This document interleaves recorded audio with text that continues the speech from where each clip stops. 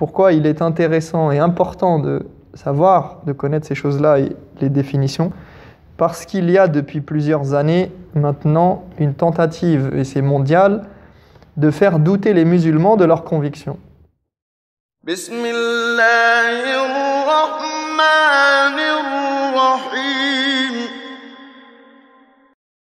On en a terminé avec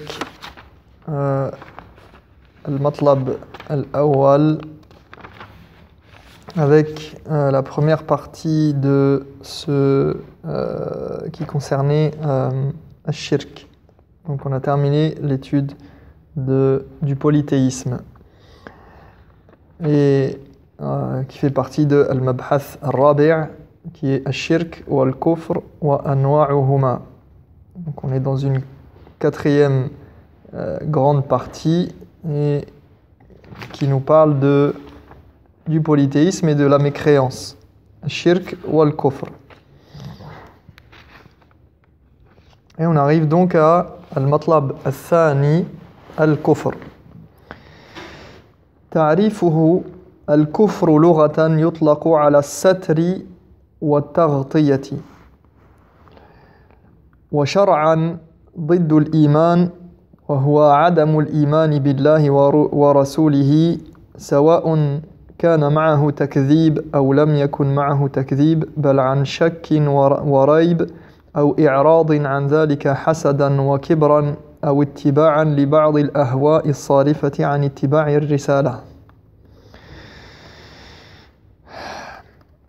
Alors la mécréance, al-kufr, qu'on peut traduire de différentes manières en français, la mécréance, la négation, la non-croyance. Il y a plusieurs possibilités de le traduire. Je sais que des fois, il y a des gens qui préfèrent éviter le terme mécréance parce qu'ils ont l'impression que ça peut blesser des gens ou que ça peut... ils ont l'impression que c'est trop fort de parler de mécréance, alors que en vérité, ça n'a pas de... C'est pas très... Enfin, c'est pas que c'est pas très important, mais je veux dire, ça n'a pas autant d'impact qu'ils veulent le faire croire ou qu'ils le pensent. La mécréance, mécroire, ne pas croire en quelque chose. Donc, la mécréance, ça peut correspondre très bien à kufr. Ce n'est pas une insulte ni dans la bouche des musulmans, ni dans la bouche des autres. Je veux dire, c'est juste une séparation de deux mondes. Il y a des gens qui croient et il y a des gens qui mécroient. Donc, nous, de notre point de vue, le mécréant, on va le voir après, mais on en a déjà parlé, mais un mécréant, quelqu'un qui nous dit « je ne crois pas en l'islam », il est mécréant. C'est une réalité, c'est pas... Il y a pas d'autres... Enfin, il peut y avoir d'autres manières de le dire, mais c'est pas grave d'employer le mot mécréant dans ce sens-là. Tout simplement. Donc, ta'rif al-kufr, définition. On nous dit al-kufr, lughatan yutlaqu ala as-satri wa at-taghtiya. En arabe, le mot kufr s'utilise pour exprimer le fait de cacher et de couvrir. Donc, as-satr, cacher quelque chose, et at-taghtiya, recouvrir quelque chose, couvrir quelque chose. العرب كانوا إذا استعملوا كلمة كفر استعملوها بمعنى ستر أو غطى ولذلك يقال للابس السلاح كافر لغة ويقال للزارع كافر لأنه يضع الحب في الأرض أو يغطي الحب بالأرض. Donc les Arabes utilisaient ce mot dans le sens de cacher et de couvrir.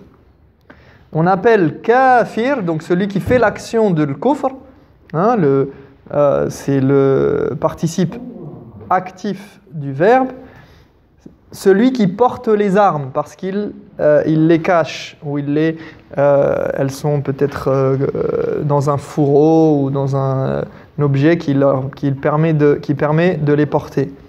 Ou encore l'agriculteur. L'agriculteur est appelé kafir. Pas parce qu'on parle de sa foi, hein, non, pas du tout. Tout simplement parce qu'il cache la graine dans la terre ou la recouvre de terre. Donc il cache la graine. Donc cet acte de cacher, ça s'appelle kafara en arabe. On utilise le terme kafara. Et recouvrir la graine, la même chose, c'est le sens de kafara. Donc kafara, ça a le sens en arabe, du point de vue de la langue, ça veut dire satara ou ghatta. هذا معنى كفر. يعني هل استعمال الكلمة في موضع ما يكون استعمالا لغويا أو شرعا أو اصطلاحا. Il faut savoir يعني هل هو استعمال لغوي أو شرعي أو اصطلاحي حتى. Donc toujours ça on le répète à chaque fois, je le redis dans les cours, mais faites attention aux définitions et au sens que peuvent porter les mots. Un mot dans religieux, c'est même pas religieux en fait, on va l'élargir à tous les champs de la vie et toutes les langues. C'est même pas propre à la langue arabe, c'est pas propre aux faits religieux et aux études religieuses, mais on l'utilise beaucoup, on en parle beaucoup dans les livres religieux parce que ça fait partie du langage humain. Un mot, il peut être utilisé dans un sens dans le dictionnaire et dans la langue, mais il peut être le même mot utilisé religieusement ou pas religieusement, mais dans une sphère donnée, j'avais déjà donné des exemples par rapport à ça, dans un champ donné, dans un métier, par exemple, un corps de métier, à l'école, on peut utiliser un terme dans l'administration, par exemple. Vous prenez l'administration, vous avez des mots très particuliers. Dans le droit, vous avez des mots qu'on utilise, nous, au quotidien, qui veulent dire autre chose.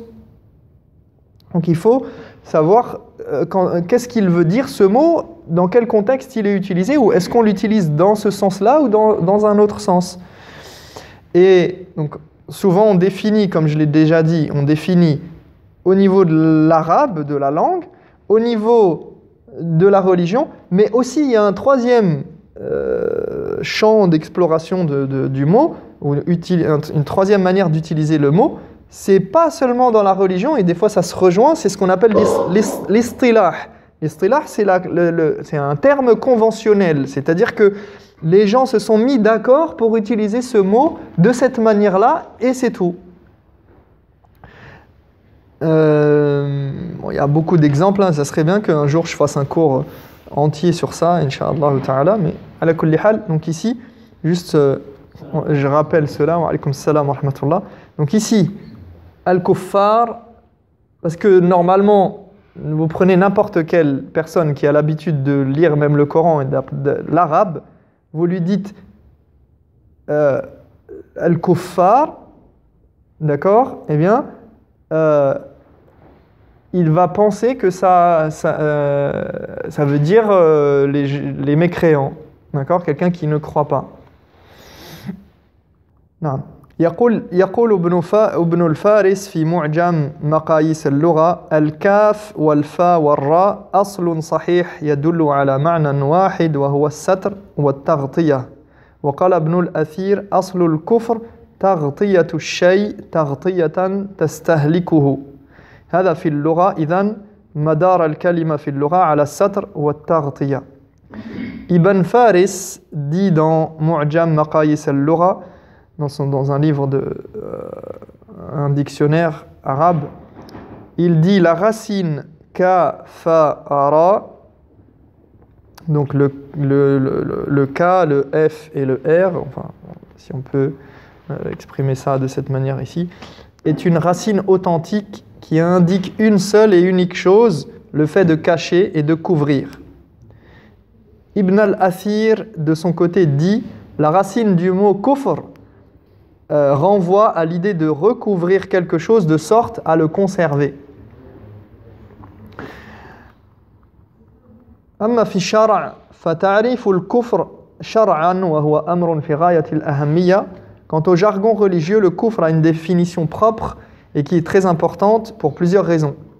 أولا لأن الله عز وجل هو الذي وضع هذه التعريفات والأوصاف ورتب عليها أحكام. فحكم أنه من يكفر بالله فقد حرم الله عليه الجنة وقد حكم الله تعالى أن الكافرين في نار جهنم خالدون فلا بد أن نضبط من هو الكافر. Premièrement parce que c'est Dieu qui a défini les choses ainsi et qui en a choisi les implications. Il a jugé que celui qui ne croirait pas en lui, il lui interdirait le paradis. Et il a jugé que les mécréants seraient en enfer éternellement, donc il est important de savoir ce qu'est un mécréant.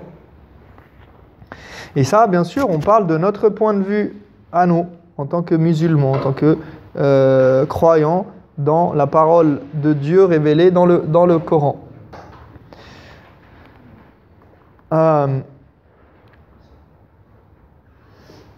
وحكم الله سبحانه وتعالى بأن المؤمن دمه معصوم وأن المسلم من سلم المسلمون من لسانه ويده وأنه لا يعتدى على ماله ولا على نفسه ولا على عرضه فكل المسلم على المسلم حرام دمه وماله وعرضه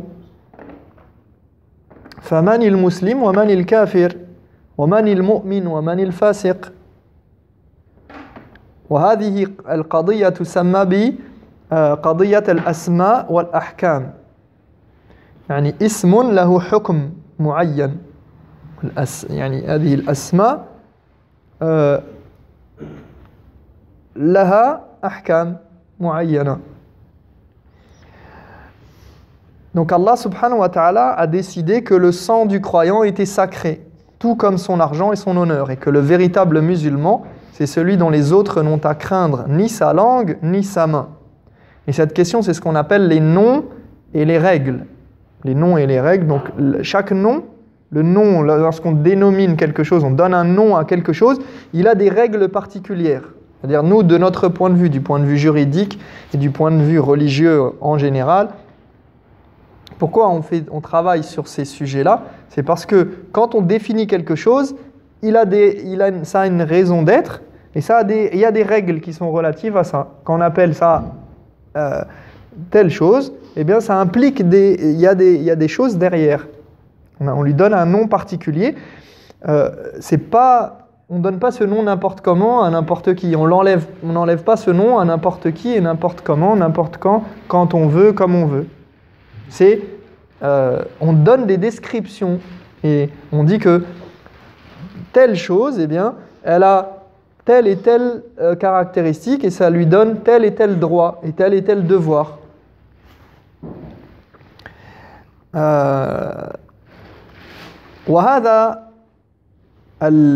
هذا باب لا مدخل للعقل فيه وإنما هو محض الخبر ومحض الوحي عن الله عز وجل وعن رسوله صلى الله عليه وسلم. C'est une question dans laquelle la raison n'a pas sa place, où on ne doit affirmer que ce que les textes disent et que ce qui provient d'Allah et de son prophète sallallahu alayhi wa sallam. فنحن كما يقول ابن حزم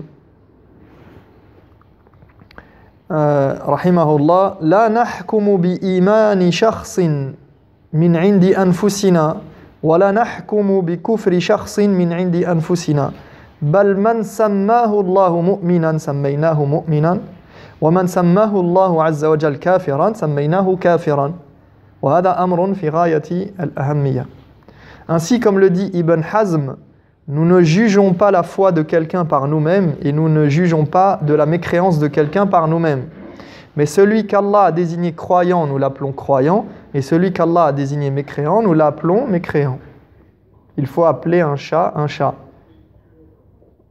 Quand Allah il donne des caractéristiques d'un croyant, on appelle ça un croyant. Quand Allah donne des caractéristiques d'un mécréant, on appelle ça un mécréant. D'accord? Ce n'est pas un jugement de la personne au sens... c'est pas un jugement subjectif en fait. Ça, c'est d'une manière générale, on parle ici. On parle en théorie, je ne parle pas en pratique. Allah, il l'a désigné, il n'a pas désigné les gens en tant que croyants ou mécréants en les pointant du doigt, en disant un tel, un tel, un tel, à part quelques personnes dont on sait que, par exemple, elles sont croyantes et d'autres qu'on sait qu'elles sont mécréantes. Par exemple, Allah, il a cité qui on sait qui est croyant sûr par le nom. Qui vous pouvez me citer que Allah a cité comme étant un croyant? Pardon? Muhammad, le prophète sallallahu alayhi wa sallam. Ahsant. Les prophètes, ils ont été cités comme croyants ou mécréants? Hein? Al-anbiya mu'minun ou kafirun? Mu'minun. La shakka fi dhalik. Wala rayb. Les prophètes, ils ont été cités par leur nom, pas tous, mais ceux qui ont été cités par leur nom, on sait qu'ils sont croyants. Ce n'est pas nous qui les avons désignés croyants, c'est Allah. Qui d'autre? Abu Lahab. Abu Lahab, il a été cité, c'est pas nous qui avons décidé comme ça, on s'est réveillé un jour et on s'est dit, ah, on va sortir, on va mettre quelqu'un, dire qu'il est non-croyant. Parce que, pourquoi on dit ça? Et ça peut paraître évident pour certains, mais sachez qu'il y a des groupes musulmans, ou en tout cas qui se prétendent musulmans, qui s'arrogent le droit parfois d'inverser les rôles, ou de changer les positions des gens, de dire non, peut-être que Abu Lahab, il n'est pas en enfer, par exemple, ou bien que tel et tel, il n'est pas au paradis. On sait du Coran et de la Sunna que les compagnons, par exemple, ce sont des croyants et qu'ils sont au paradis et que Allah, il est satisfait d'eux et qu'il leur a réservé des grandes récompenses. Et ça, c'est pas nous qui l'avons décidé. Ce sont les textes religieux qui édictent ces choses-là. Donc nous n'affirmons la croyance et la mécréance de personnes que sur base de ce que Allah et le prophète sallallahu alayhi wa sallam nous ont transmis et de ce que Allah a jugé comme étant un tel est au paradis, un tel est en enfer, un tel est croyant, un tel est mécréant. Maintenant, encore une fois, on parle ici, on ne parle pas des gens que nous rencontrons tous les jours, on parle théoriquement. Après, comment ça s'applique sur les gens, ça c'est une autre question.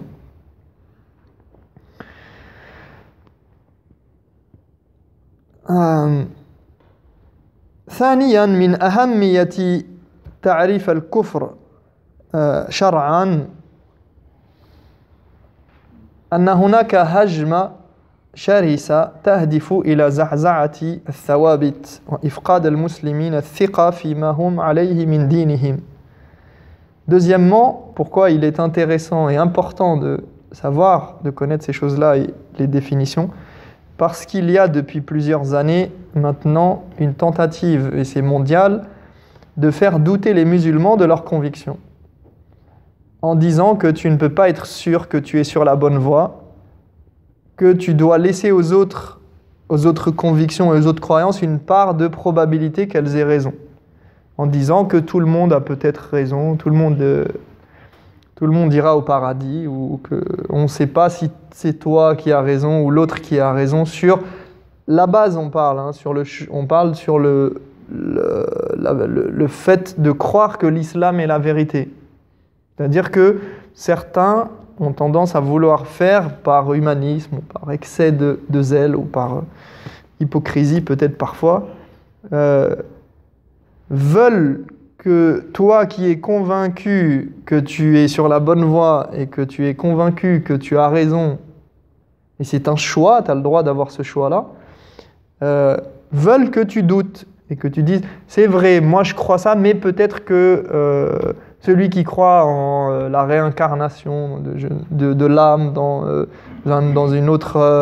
d'une autre manière, ou celui qui croit que nous ne sommes que des impulsions électriques, ou bien qui croit que, je sais pas, n'importe quelle théorie philosophique, religieuse ou autre pensée farfelue, eh bien, on doit lui laisser une possibilité, une probabilité qu'il ait raison. Alors que nous disons non, de notre point de vue, nous avons raison et ils ont tort. Après, chacun est libre de croire ce qu'il veut, ça c'est autre chose. Mais nous, en tant que musulmans, lorsqu'on dit la ilaha illallah, on est convaincu de ce que nous disons. On est convaincu d'être sur la vérité par rapport à ce principe-là. Donc on ne dit pas je suis musulman, mais peut-être j'ai tort. Hein? Non, on dit je suis musulman et j'ai raison. Et c'est pas de l'orgueil, c'est parce que c'est une conviction. Thumma lam yartabu. Allah, il dit dans le Coran, ceux qui croient, les croyants, les vrais croyants, et ça fait partie de shurut la ilaha illallah, ça fait partie des conditions de notre attestation de foi, c'est quoi? Al-yaqin, la certitude, de ne pas avoir de doute. Tu ne peux pas dire je vais être musulman, on ne sait jamais.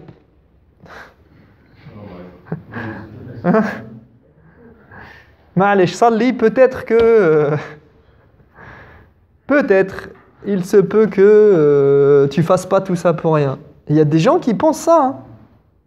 Déjà entendu dire des musulmans dire Anan salli, mais comme ça au moins si jamais c'est vrai, on rigole mais c'est grave. Tu pries pas parce que peut-être que au fond, tiens, si jamais il y avait vraiment quelque chose, et au moins tu l'as fait. Ça n'a pas de sens. Pour nous, ça ne veut rien dire. Non ? J'ai un ami, il est chrétien, on voit qu'il dit chacun sa vérité. Comment on doit répondre à ce qu'il dit? Chacun sa vérité. Non, toi, lui, tu lui dis, il peut être, lui, il est convaincu de son. En fait, chacun sa vérité, effectivement. Nous, on n'est pas contre ce principe-là. Après, à nous de lui prouver que sa vérité, elle est fausse. Tu vois? Mais nous, on est sur la vérité. Nous, en tout cas, de notre point de vue, on a la vérité. Si lui, il est convaincu qu'il a la vérité, khalas, c'est son choix et on ne peut pas le forcer. Mais on peut le convaincre, par contre, que par des preuves, alors après, ça rentre dans le débat avec sagesse et avec connaissance aussi, parce qu'il faut connaître. Parce que quand on ouvre la porte du débat, il faut avoir des arguments et c'est pas toujours facile. Et d'ailleurs, pas seulement les arguments. Hein. C'est pour ça que les ulama disent de ne pas débattre n'importe comment avec n'importe qui. Parce qu'il se peut que tu sois convaincu de quelque chose et que même tu aies des arguments, mais tu ne saches pas les utiliser correctement, ces arguments. Donc tu vas finir par t'en mêler les pinceaux, tu vas finir par dire le contraire de ce que tu voulais dire, et même toi-même, tu peux t'auto-convaincre du contraire de ce que tu pensais. Parce que tu vas dire, ah oui, c'est vrai, mince, comme tu as mal utilisé les arguments. Donc ça, faut faire attention à ça. Celui qui peut le faire, bien sûr, si tu dois discuter et que tu es amené à débattre, on ne va pas te dire de ne pas débattre du tout, mais il faut faire attention à ce qu'on dit et tout, parce que des fois, on peut se faire piéger, on peut se faire avoir. Et après, chacun, je veux dire, l'essentiel, enfin là, ici, le propos, c'est de se dire que toi, tu dois être déjà convaincu que tu as la vérité et tu dois le renforcer. Ala kulli hal, idhan shar'an, ma huwa al-kufr, huwa ضد الإيمان. يعني الكفر ضد الإيمان. وقالوا هو عدم الإيمان بالله ورسوله سواء كان معه تكذيب أو لم يكن معه تكذيب بل عن شك وريب أو إعراض عن ذلك حسدا وكبرا أو اتباعا لبعض الأهواء الصارفة عن اتباع الرسالة. Donc dans la terminologie religieuse, c'est quoi la mécréance? On nous dit c'est l'opposé de la foi. C'est l'antonyme de la foi. C'est quelque chose qui... Donc on a la définition de la foi et la mécréance, c'est l'opposé. Et on nous dit, c'est-à-dire, le prophète sallallahu alayhi wa sallam, que ce soit, alors ici on va nous donner un aperçu de ce qui va suivre, des différentes sortes de mécréances et des différentes raisons pour lesquelles quelqu'un peut être mécréant et être considéré comme mécréant. Donc on nous dit que ce soit par reniement ou non, comme le fait de douter ou de se détourner du message par jalousie et orgueil, ou par désir de suivre ses propres envies au détriment du message. Donc ça, on va le voir quand on verra la deuxième, enfin la suite qui vient juste après, hein, les différentes sortes de mécréances, anwa' al-kufr.